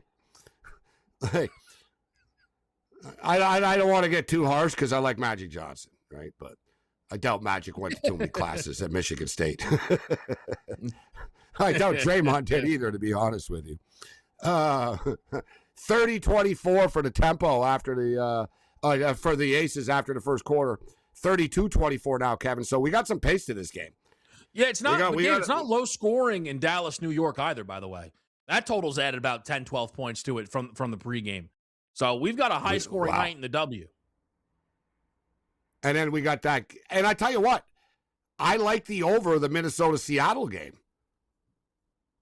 We've seen Seattle for whatever. Yeah, we've seen Seattle like get into some up and down games. Man, we just saw them with the Fever last week, Kevin. They got to like 215. That was the game. Yep. I played the 145 game late night. You going to get involved with that at all? Those kids, they don't low. play defense. I was going to say with Seattle, like as I guessed earlier, brought up Seattle, like you brought it up too, Kevin. Like Seattle are stacked. They do have and I like Flo J. Johnson over 13.5 points tonight. But they do have a lot of really good young women players, this team. They're stacked like they really are. But they're very raw, right? They're years away, this team. But they can score, Kevin. You talked about Malonga. Dude, Malonga's dropping like 24, 26 a night now. No one can stop her. What are you going to do? What are you going to do? She's bing. She got to put it right back in. You know what I'm saying? People thought I was trolling, Gabe, when I said, don't be surprised if they do a redraft of that class and people say Malonga should have gone before Paige Beckers. And man, and trust me, I'm aware of how good Paige Beckers is. Dominique Malonga is like 4 years younger than Paige. Like, you know, our fam is like 4 or 5 years younger than AZ Fudd. You know what it is, though, Kevin? Seattle have a good base, right? They're a popular team. Seattle sports supports women's sports. The Storm are one of those sort of, you know, it's a good franchise. Players like playing for them, so to speak. I would have drafted Paige as well. You'd have been insane if you didn't. They have a little bit of currency. You know, I'm saying with the fan base of building the team up.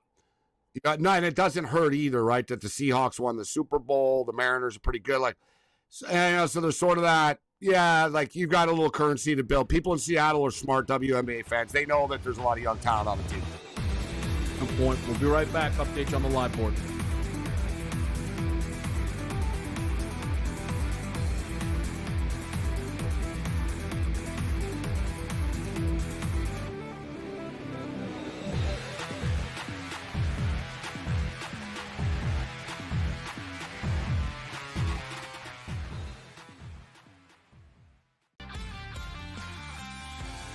Come in a lot more better prepared to play than say we did, having to learn some of the things that we learned coming into the NFL that we weren't learning in college.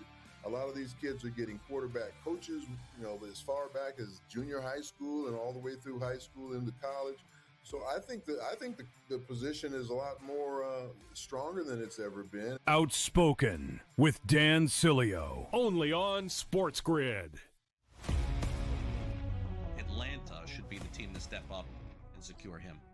Yeah, Atlanta's really interesting because they're, much further down the list at only, 8% right now on call sheet. But this is a team that has constantly come up in terms of GMs thinking, or the reports suggesting that GMs are thinking that Atlanta Braves are the dark horse team to kind of swoop in there and get Scoogle. And that's going to be something that, we should pay attention to. Pro Baseball Today, only on SportsGrid. Wembanyama goes to the park and plays chess against people. I saw him come in with a book today. Yeah. He walked in with a book, Kevin. He had a bunch of books in his hand. I was thinking to myself, I'm like, he's the only NBA player that actually walks in with a book that actually read it. Yeah. It's a good take. Yeah. Shot of LeBron. Listen, I couldn't help it. I knew that I was trying to cut you off before you said the name. In-game live, only on SportsGrid.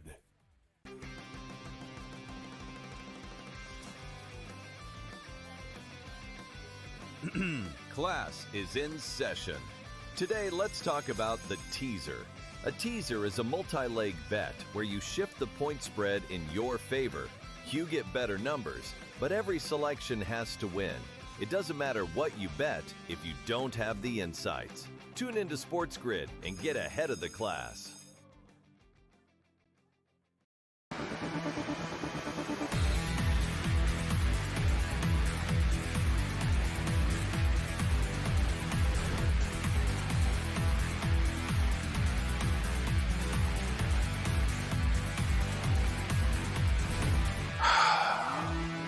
Now I'm angry. Sometimes during the break, maybe you scroll Twitter, you check a score, it all depends. And it's crazy that I was associated as like a Laker fan for almost a decade. Laker fans still tweeting out. Both sides have probably moved on, but LeBron's best option is the Lakers, if we're being honest. No, it's not. What world are you living in? In what world are we living in that LeBron's best option would be going to the Lakers game? Honestly. Yeah, you were kidding about Juan Soto earlier. Actually crossed my mind about the Clippers for LeBron. I'm like, you know what? Like, after all this, like, what do you want, LeBron? Like, yeah, the whole, hey, you want a chance to win. Now you want a chance to be the man, too. So, like, you go there, there's no one else. You know what I mean? You're kind of the man. Like, you know what I'm saying? You don't have to move your house. It is what it is. Ballmer's got the money. Ballmer's got money. Right? He does have money, but I guess the decision comes tomorrow. I'm going to say tomorrow or Wednesday. That was my prediction last week. I think we're close. Like, this thing has to, like, it's enough now. And the whole thing is, too, it's always him, too. Like, and I don't care personally enough. So I'm not, like, waiting with bated breath. I have money on it, so that's more my interest. But with that being stated, this isn't like when they said, oh, he's getting the information and stuff. It's like, nah, he's trying to bully teams a bit and control rosters. Like, he makes it so damn political behind the scenes, Kevin. Like, this isn't just an instance of, like, LeBron wants to play and, like, let's bring him in. No, because a lot of teams know. It's like, no, it's not just bringing him in. It's bringing his whole effing entourage in. And it's bringing his, like, oh, I want this guy in and that guy and this and what about that? Like basically, like, if I was a really good team, Kevin, like, basically, like, I heard that he met with the Spurs briefly. I don't know how true it is, but, like, it was like a brief sort of, like, a talk. But, like, if I was a team and LeBron had more questions than I did, like, I'd be leaving the room, Kevin. I'd be like, no, like, this isn't about you. It's not about him. You are. It is if you're Cleveland. Yes. Gabe, you're right. If you're the Spurs, it's not about him. If you're the Thunder, it's not about him. Yeah, if you're exactly. the Miami Heat, remember what I pretexted by saying, if I'm a good team. I said, if I'm a good team, I said that.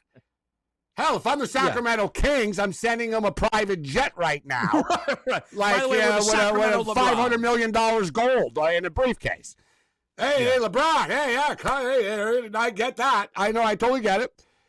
But and some teams don't want to deal with that drama. They're like, no, but like, we're not. You know what I'm surprised by, Gabe?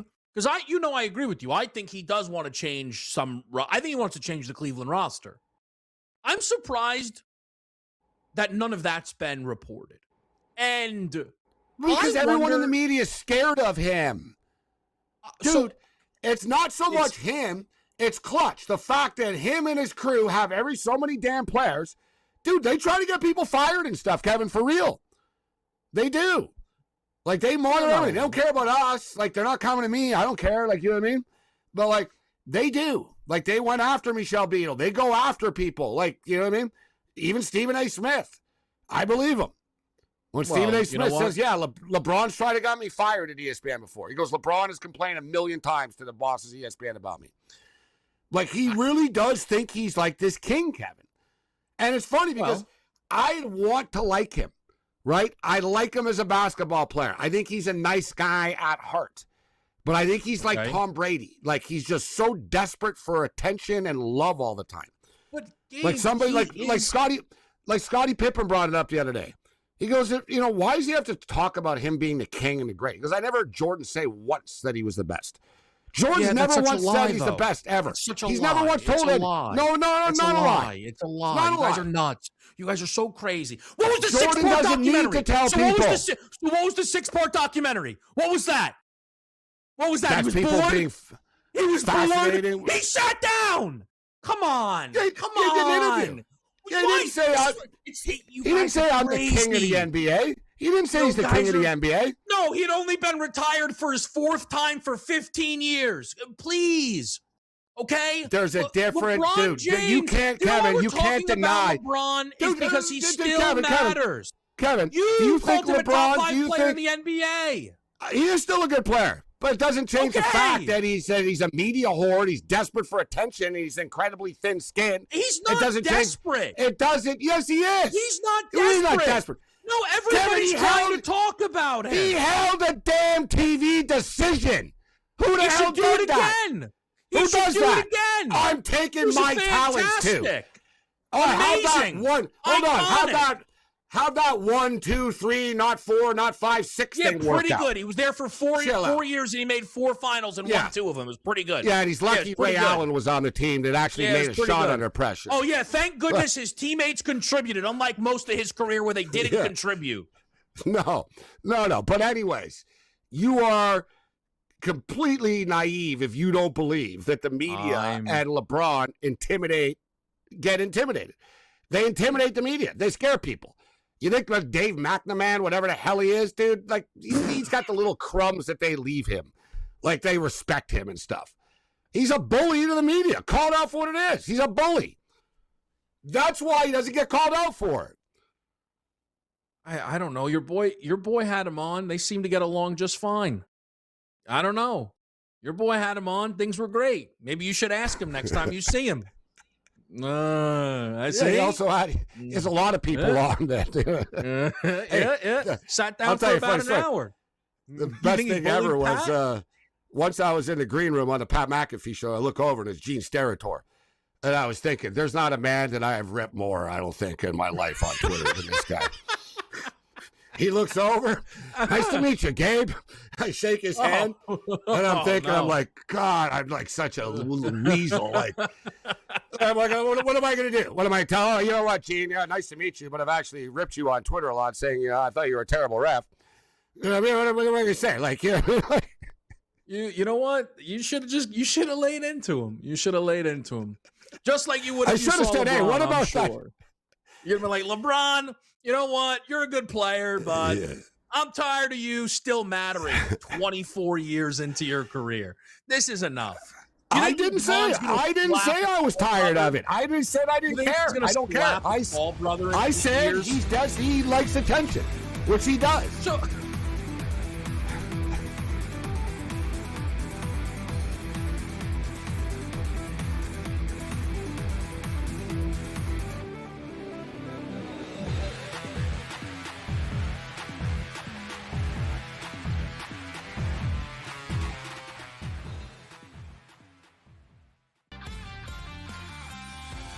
They come in a lot more better prepared to play than say we did, having to learn some of the things that we learned coming into the NFL that we weren't learning in college. A lot of these kids are getting quarterback coaches, as far back as junior high school and all the way through high school into college. So I think the position is a lot more stronger than it's ever been. Outspoken with Dan Cilio, only on SportsGrid. Atlanta should be the team to step up and secure him. Yeah, Atlanta's really interesting because they're much further down the list at only 8% right now on call sheet. But this is a team that has constantly come up in terms of GMs thinking, or the reports suggesting that GMs are thinking that Atlanta Braves are the dark horse team to kind of swoop in there and get Scoogle, and that's going to be something that we should pay attention to. Pro Baseball Today, only on SportsGrid. Wembanyama goes to the park and plays chess against people.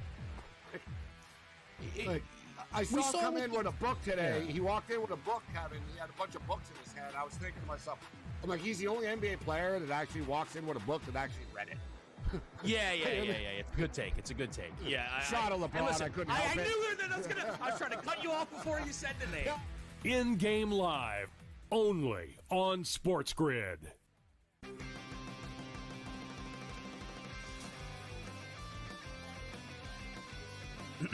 Class is in session. Today, let's talk about the teaser.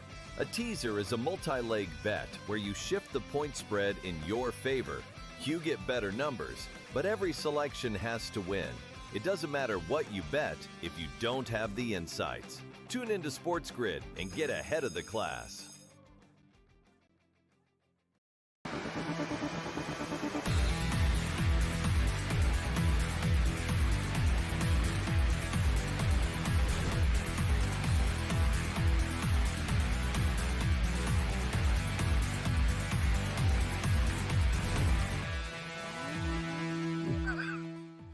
Oh man, we're right back here on SportsGrid. It'll be a shame when Yarnell can't dream about Braun to Washington any longer. He's really enjoyed this little run out. He's fired up for the Wizards. You're gonna have to tell him there's a better chance of Georgetown winning the championship than the Wizards, and Georgetown ain't winning. I had to step up. Yeah, I'm old school. I gotta be honest though, they should change their name back to the Bullets. Maybe they'll get some success. The thing is, the Wizard logo isn't. I think they should just go back to the Jordan Gilbert Arenas, whoever you want to call it. I think that was a better colorway, the blue and the gold. I think that worked nicely. Oh, I got some picks on the way out here, but we've got to take a shot at Trae Young for trying to rip the Knicks jersey, don't we? That was brutal. You gotta do a pre-tear Hulk style game. Yeah, dude, you gotta do a pre-tear. Because a lot of people are like, oh, he's pretty weak for an NBA player. It's like, no, you try to rip the jersey. No, like even the Big Show before guys and Mark Henry, they take a piece of scissors. Yeah, because they know I don't want to look bad on TV and I might have a problem with it. It's like the video of the big rip guy that couldn't open a water ball in a baseball game. It's like the viral video. It's a big guy. It's like, hey, dude, the roids and the guns ain't gonna help you now, bro. Like you can't open it, Like it is what it is. But Trae Young's trying to rip the jersey. I thought the same thing. I'm like, guys, you really, really had to do a little snip job, going out there before. Yeah, that was tough. That was it was a bad look for Trae. Apparently, Trae Young told Zachary Risache he's finally free because he's off the Hawks. I don't know if that's fair to Atlanta. I don't know if it's Atlanta's fault that Zachary Risache, after 2 years after being the first overall pick, so Risache feels unfairly treated somehow. Risache might look at that Trae Young thing and be like, dude, come on. That was a good deal for Atlanta, actually. They are a bunch of soft-ass wusses. Now they got Lou Dort. They got a little tougher, at least. I like Dort for them. I just can't figure out what their lineup is going to be, really. Maybe it doesn't matter. Guys get injured. They don't know either, Kevin. They're the Atlanta Hawks. They change their lineups. They're all over the place. 57-44.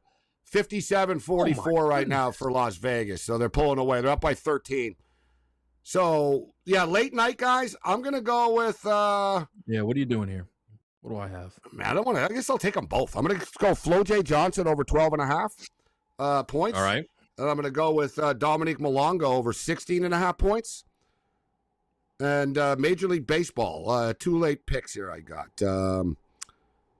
I don't know. It feels like I'm walking into a trap, bro. Springs is bad, Kevin. Guy gives up 4 or 5 runs every time he pitches, so watch him throw a no-hitter tonight. But D-bac's playing good baseball. I don't understand the low price at -150. I'm walking into that trap right there. It's probably a chalk night tonight. The Mariners probably get it done. I didn't have it on my list, but I do think they're going to beat the Reds. But I like the Cardinals tonight, Kevin, against the 2 picks I like. I like the D-backs and Cards, but I'll throw the Mariners on the board too. I'm playing the under in that Mariners game. Kirby Abbott at 7.5 in Seattle. We're at the time of year, Gabe, where weather impacts a lot of these totals. That's not the case for Seattle.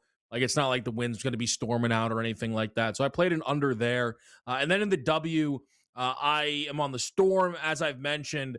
And then this feels like there's no way you don't add this. The over in Golden State, Washington. What are we doing here? I bet a 145.5. It's up to 147.5. Guys, it's 30 points lower. It's 30 points lower than the next closest number on the board. What are we talking about here? I know. My problem is I saw the Mystics play the Tempo last week, and they got to 138 or 139. I'm looking at it right now, 141.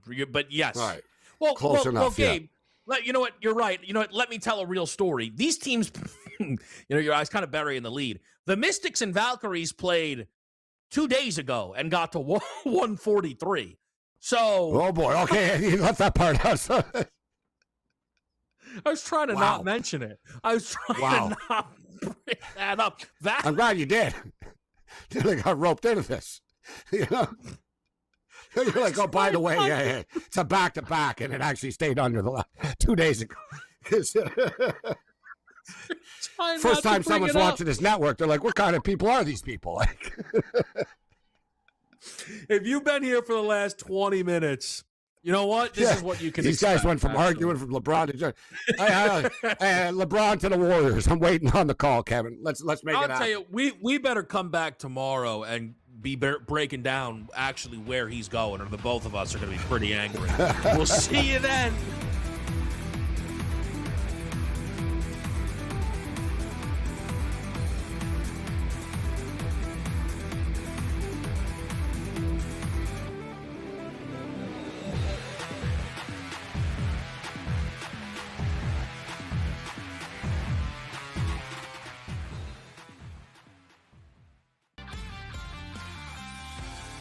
Come in a lot more better prepared to play than say we did, having to learn some of the things that we learned coming into the NFL that we weren't learning in college.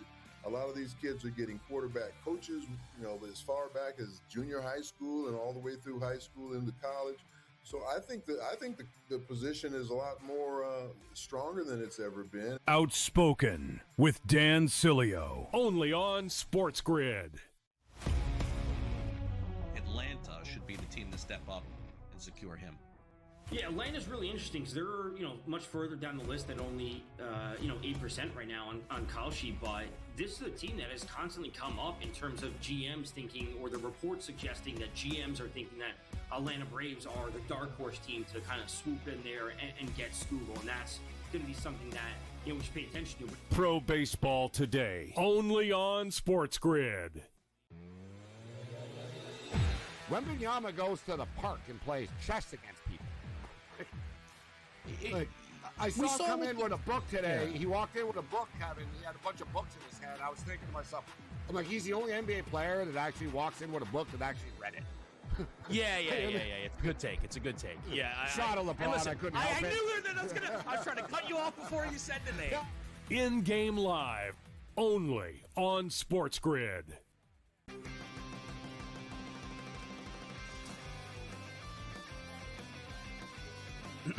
Class is in session. Today, let's talk about the teaser. A teaser is a multi-leg bet where you shift the point spread in your favor. You get better numbers, but every selection has to win. It doesn't matter what you bet if you don't have the insights. Tune into SportsGrid and get ahead of the class.